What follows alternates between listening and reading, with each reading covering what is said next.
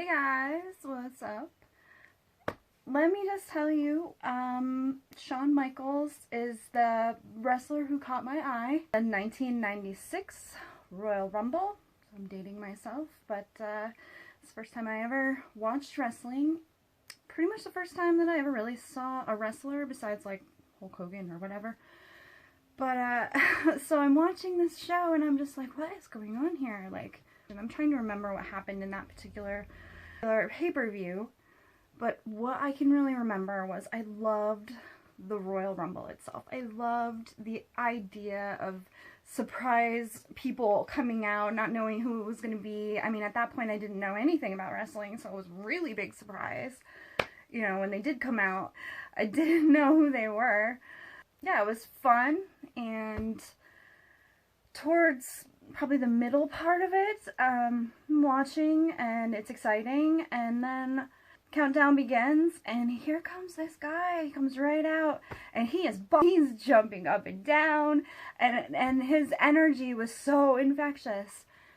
It really helped that he was really good looking. really good looking. Probably one of my first crushes besides Luke Skywalker. Yeah, so he caught my eye, and his energy was infectious, and I loved what would be his tights with the little broken hearts all over them. Anyway, if you watched Royal Rumble 1996, you know Shawn Michaels won the Royal Rumble, and I loved it. I loved every minute of it, and Royal Rumble is still my favorite pay-per-view that WWE does. I remember just... that was me falling in love with WWE. That was me falling in love with professional wrestling, and that was me falling in love with the Heartbreak Kid Shawn Michaels. And from then on, I watched his whole entire championship, all the way up until Survivor Series 1996, when he lost his belt to Psycho Sid. Psycho Sid, how dare you take the belt from my man. I didn't even know that wrestling was fake at that point. I thought it was real. Laugh at me all you want, but we didn't have the internet, so being able to tell that this is fake, I mean, you would think so just because it's so outrageous. I mean, look at The Undertaker.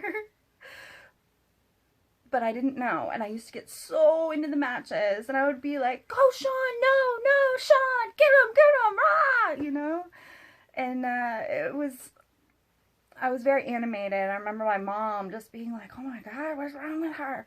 But I was really worried about Shawn, and I really wanted him to be the champion. So that was the beginning, and I watched all the way up until like 2000, when I thought, okay, well, it's just about scantily clad women, and where is Shawn Michaels? And this was during his retirement for 4 years, so I stopped watching for a long time, and I didn't watch again until 2012.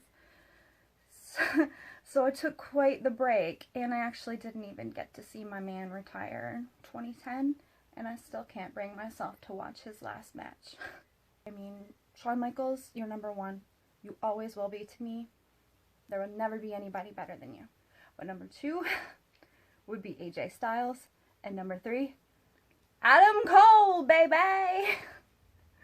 So, yeah. That's my love, WWE. That's my story, and I can show you proof of my love for Shawn Michaels. Hold on a sec. I will show this to you, but you can't laugh at me. So there it is. There is the 1996 Shawn Michaels jacket. I think it's worth like $300 now on eBay, actually, if you were to take a look at it. And then I got this really sweet belt. It's a Shawn Michaels belt from eBay. And yeah, so there's the jacket, there's the proof right there. Big WWE fan since 1996. That is one of the things that I love the most. I wore that jacket all the time in high school, junior high and high school. Yeah, so that's it. That's my story. Thanks for watching, guys.